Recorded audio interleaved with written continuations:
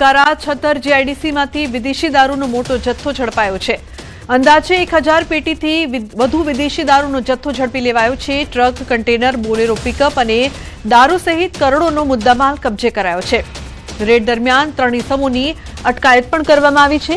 મોરબી પોલીસમાં ફરજ બજાવતા કોન્સ્ટેબલનું નામ ખુલ્યું છે। અલગ અલગ બ્રાન્ડનો દારૂ ઝડપાયો છે। તો દારૂ, બોલેરો અને કન્ટેનર ટ્રક સહિત 1.30 કરોડનો મુદ્દામાલ કબજે કરવામાં આવ્યો છે। કમલેશ વડેરા, જીતમાલ કટારા અને નાનાલાલ વાલિયા સિંગાડા ત્રણેય રાજસ્થાનના રહેવાસી છે। કેરારમાં હરખારામ, પ્રિન્સ ઝાલરિયા, માણસુર, દેવદાન ડાંગર ત્રણેય મોરબી પોલીસના કર્મચારી છે। તો બોલેરો ચાલક અને દારૂ મોકલનાર સહિત 5 ઇસમોને વોન્ટેડ જાહેર કરાયા છે। તો દારૂની હેરાફેરીમાં પોલીસ કર્મીની સંડોવણી ખુલતા ચકચાર મચી છે। મોરબીના 3 કોન્સ્ટેબલના નામ ખુલ્યા છે, જે બાદ પોલીસ બેડામાં પણ ચર્ચાઓ થઈ રહી છે। ઉત્તરાયણના પર્વે જ ટંકારા પોલીસનો સપાટો। મોરબી પોલીસમાં ફરજ બજાવતા કોન્સ્ટેબલની સંડોવણી સામે આવી છે। કન્ટેનર સહિત 1.30 કરોડનો મુદ્દામાલ કબજે કરવામાં આવ્યો છે। તો 1000થી વધુ પેટી વિદેશી દારૂ છે, તે પણ કબજે લેવામાં આવ્યો છે। સંવાદદાતા રવિ જોડાયા છે ફોન લાઈન પર વધુ માહિતી આપવા માટે। રવિ, શું વધુ માહિતી આ સમગ્ર મામલે?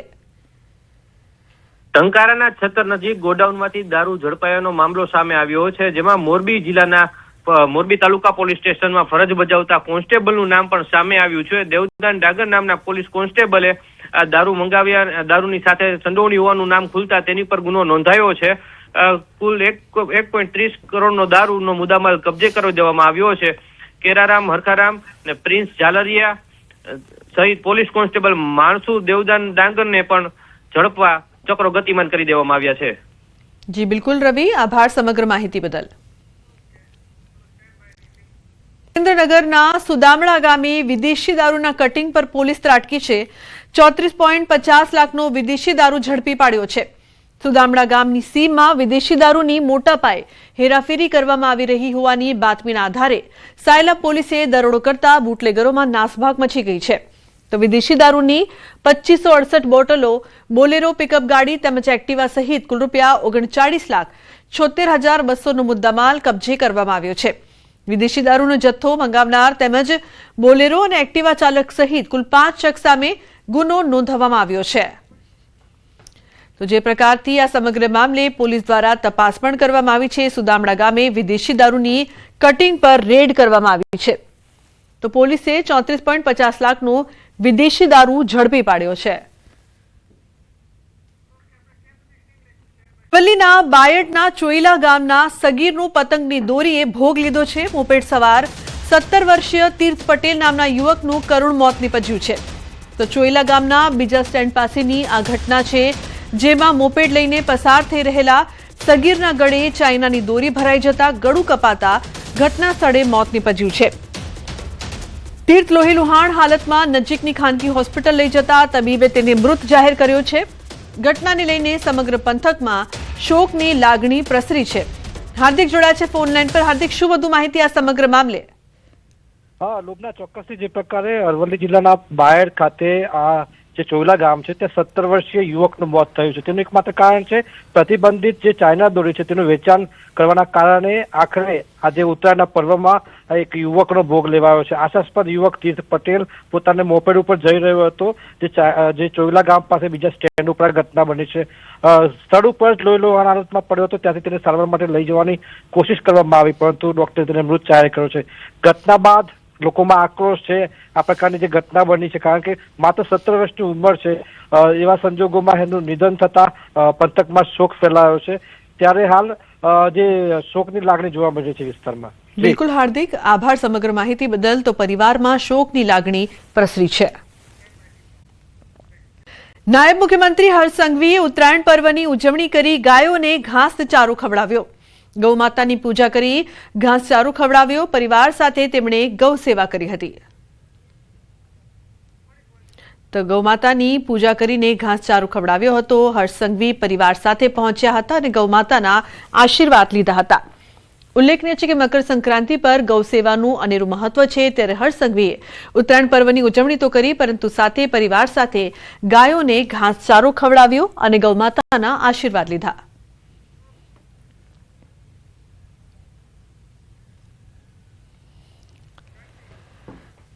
તો વડોદરામાં સાંસદે ઉજવણી કરી પતંગની સાથે સાથે કરુણા અભિયાન પર સાંસદે વધુ ભાર મૂક્યો।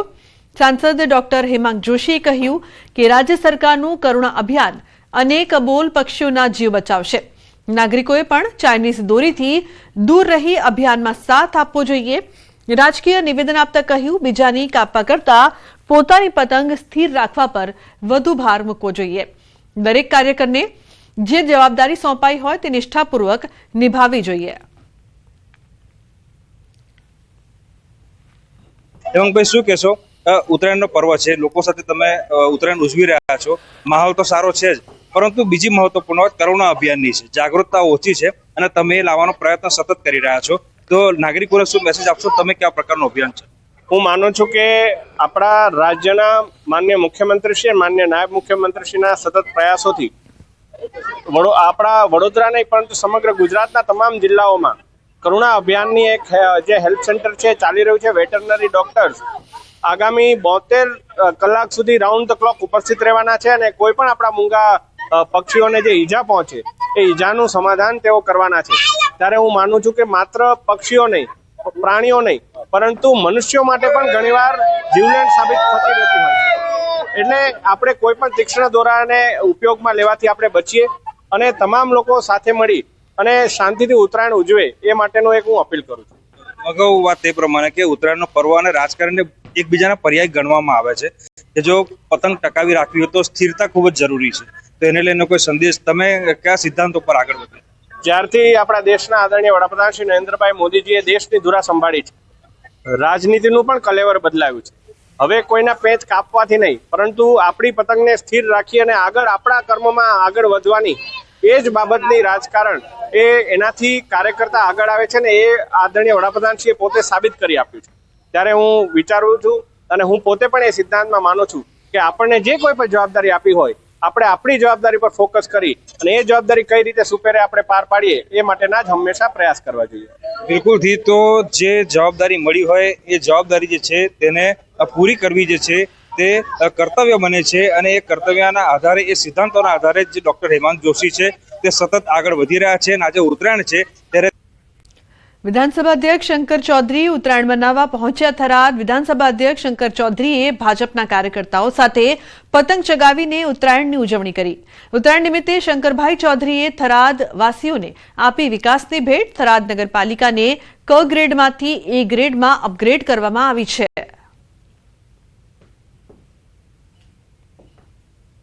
ઉત્તરાયણનો પર્વ મનાવવા માટે થરાદના ધારાસભ્ય અને વિધાનસભા અધ્યક્ષ દર વખતે થરાદ આવતા હોય છે અને અવનવી ભેટ પણ થરાદને આપતા હોય છે। આપણી સાથે છે અધ્યક્ષ શંકરભાઈ ચૌધરી, વાત કરશું તેમના જોડે। આ વખતે સાહેબ વિકાસનો પવન જે છે જે થરાદનો કેવો રહેવાનો છે, કારણ કે હવે થરાદ જિલ્લો બન્યો છે?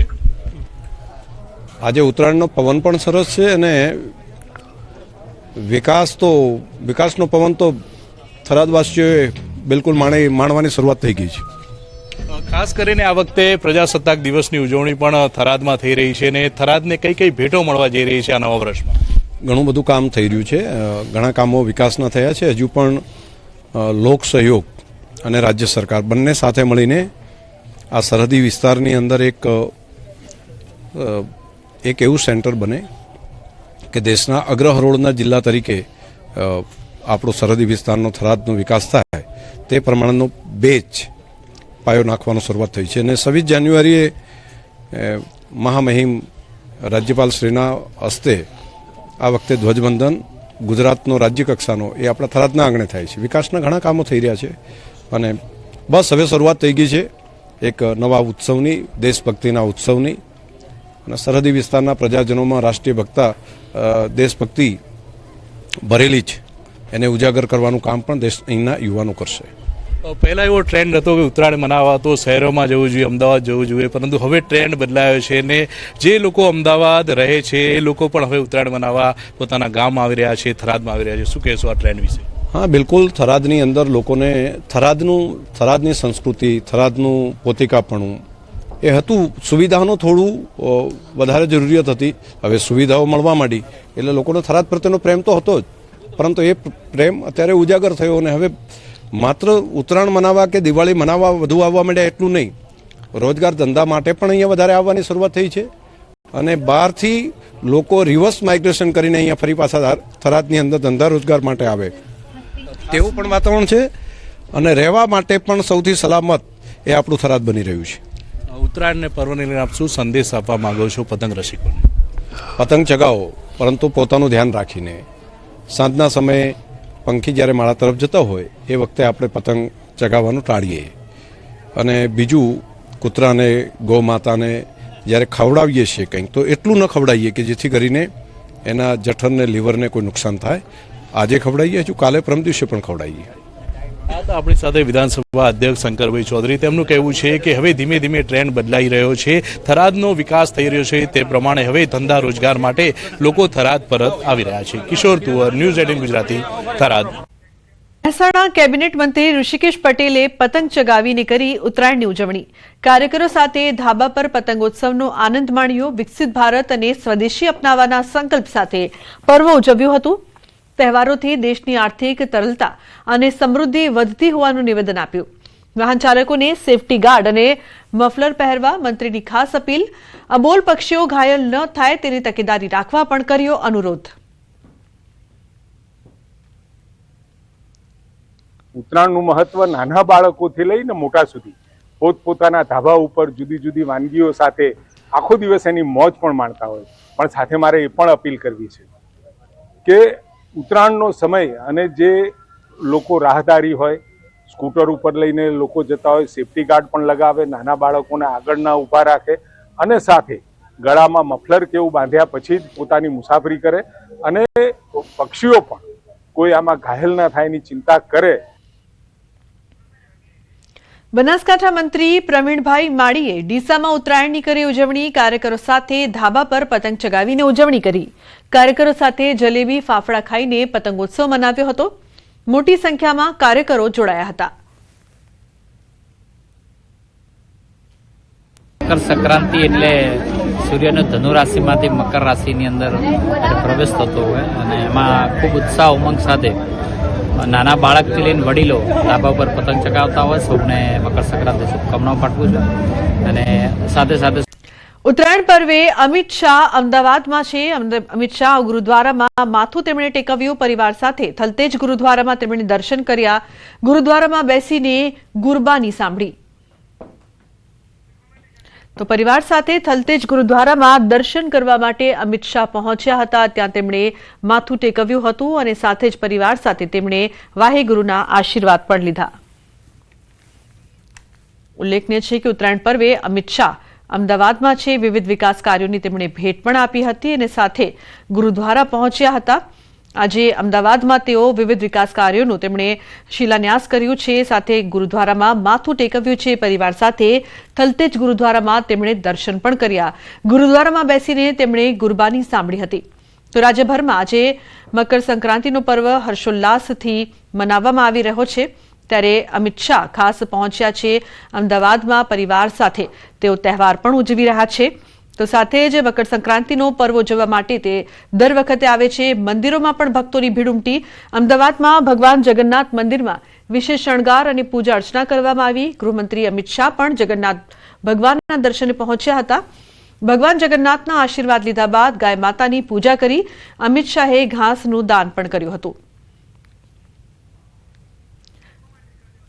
તો બીજી તરફ તેમણે વિકાસના કાર્યોની પણ ભેટ આપી છે શહેરને. ઉત્તરાયણના પર્વે કેન્દ્રીય ગૃહમંત્રી માદરે વતન ગુજરાતમાં નારણપુરા વિધાનસભા વિસ્તારમાં કાર્યકર્તાઓ સાથે ઉત્તરાયણની ઉજવણી કરી હતી. કેન્દ્રીય ગૃહમંત્રી અમિત શાહ નારણપુરા ખાતે પહોંચ્યા હતા. સ્થાનિક નાગરિકો અને કાર્યકરોએ ઉમળકાભેર તેમનું સ્વાગત કર્યું હતું. અર્જુન ગ્રીન્સના ધાબે કાર્યકર્તાઓ સાથે પતંગની તેમણે મજા માણી હતી. તો નારણપુરા વિધાનસભા વિસ્તારમાં 3 સ્થળે ઉજવણી કરવામાં આવી. નારણપુરા ધારાસભ્ય, વેજલપુર ધારાસભ્ય સહિત ભાજપ નેતાઓ પણ ઉપસ્થિત રહ્યા હતા. તો અમિત શાહ થલતેજમાં ગુરુદ્વારામાં દર્શન કરવા માટે પણ ગયા હતા. જગન્નાથ મંદિરમાં પહોંચીને ભગવાનના દર્શન કરીને ગૌપૂજા કરી. તો બીજી તરફ નારણપુરામાં ઉત્તરાયણની ઉજવણી કરતા તેઓ જોવા મળ્યા હતા. તો પરિવાર અને કાર્યકર્તાઓ સાથે તેમણે ઉત્તરાયણની ઉજવણી કરી હતી અને સાથે જ તહેવારની મજા માણી હતી.